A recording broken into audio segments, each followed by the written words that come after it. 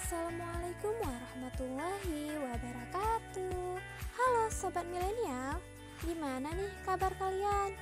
Udah berapa film nih yang kalian tonton selama pandemi? Atau sudah sejauh mana episode drakor yang kalian tonton? Haha.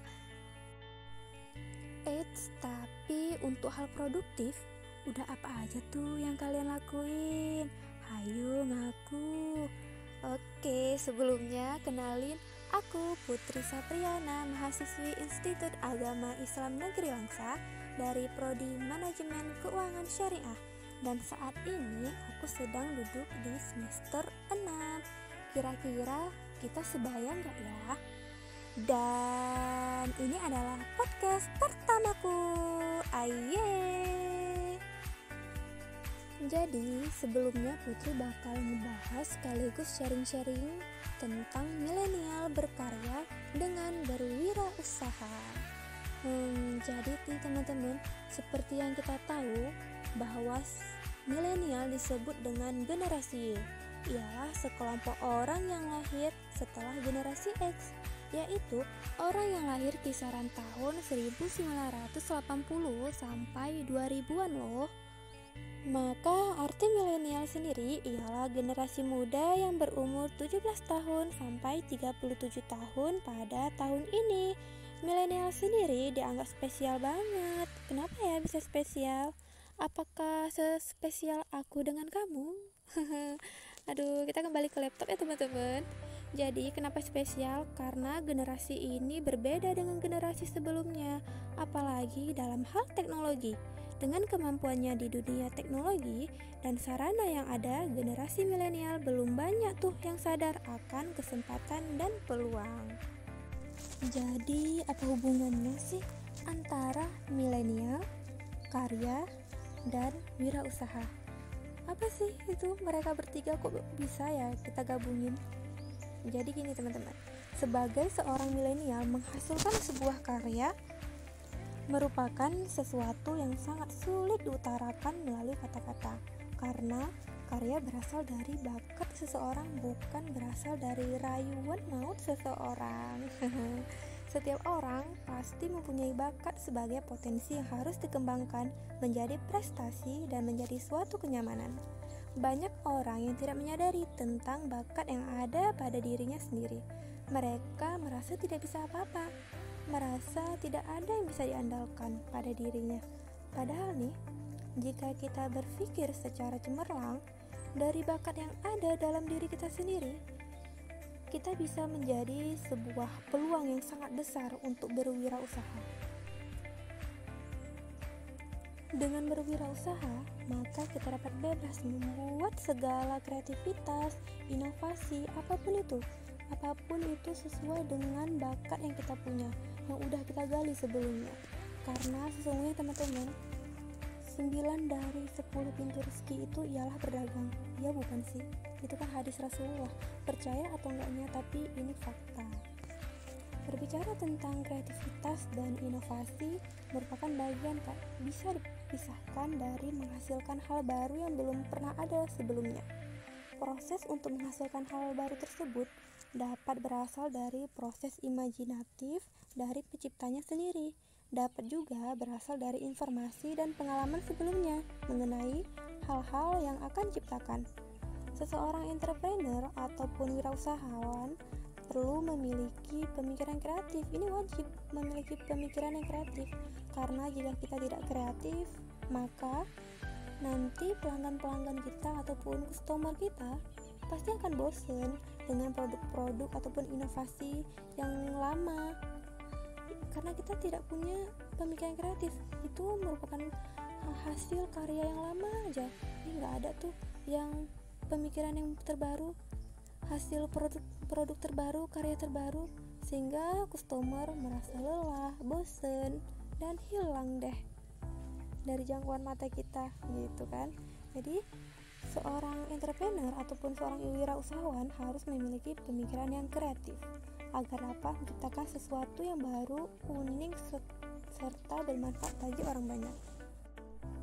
Jadi, sebagai seorang milenial generasi penerus bangsa, tetaplah kreatif, teruslah aktif, hidup indah dengan berkarya.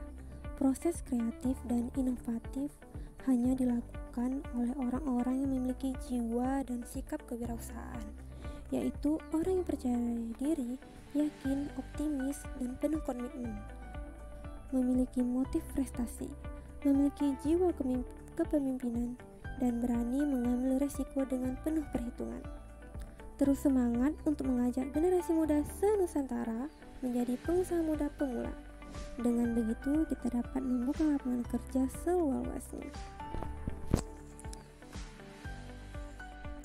Dengan adanya pandemi, harus memaksa semua orang menjadikan media digital sebagai sarana berkomunikasi. Nah, dari sini nih, peran milenial sangatlah dibutuhkan. Karena bahwasanya 50% pengguna internet ialah para milenials loh. Dan milenial sendiri ternyata menempati jumlah populasi terbesar di Indonesia. Wow. Tentulah milenial sangat terpengaruh dalam aspek perekonomian Indonesia. Karena milenial sangat terpengaruh dalam aspek perekonomian Indonesia, maka banyak banget nih peluang milenial terhadap ekonomi kreatif. Antara lain yang pertama, buat kalian yang anak SMK yang jurusan tata busana nih misalnya, atau punya bakat menjahit, kalian bisa memproduksi masker misalnya yang dapat menjadikan ladang penghasilan baru. Dan yang kedua, buat kalian yang punya ketertarikan masak-memasak atau buat kuliner, mungkin kalian bisa membuat startup dengan berinovasi makanan yang unik yang bisa menaikkan roda perekonomian kita. Dan yang ketiga, buat kalian yang hobi fotografi, mungkin kalian bisa berkontribusi untuk membantu memasarkan produk UMKM melalui hasil didikan kamera kalian. Dengan begitu, hasil kamera kalian bisa menjadi nilai jual. Bayangkan, dengan teman-teman berkolaborasi menyatukan bakat yang teman-teman punya, teman-teman bisa menjadikan generasi perubahan, bukan generasi rebahan. Ubah perspektif ataupun cara pandang kalian terhadap pandemi ini. Tetap berpikir produktif, kreatif, dan mulailah berkarya melalui wirausaha agar kita menjadi kaya. Biasanya kan mereka begitu kan, berwirausaha untuk menjadi kaya. Karena gini, perbedaan antara kata karya dengan kaya itu hanya dipisahkan oleh satu huruf, yaitu R. Apa sih kunci dari R? Yaitu ragu.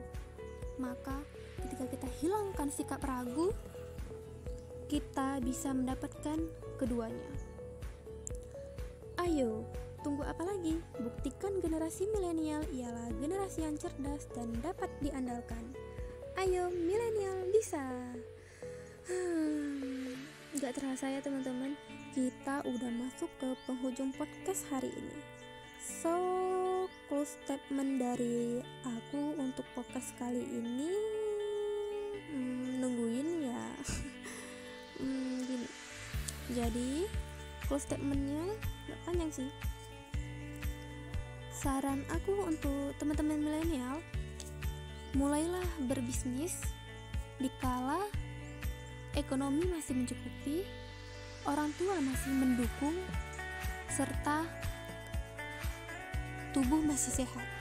Jangan memulai bisnis di saat terjepit, karena sesungguhnya berbisnis itu butuh waktu untuk membangun proses. Nah, itu aja dari aku sih, semoga bermanfaat. Assalamualaikum warahmatullahi wabarakatuh.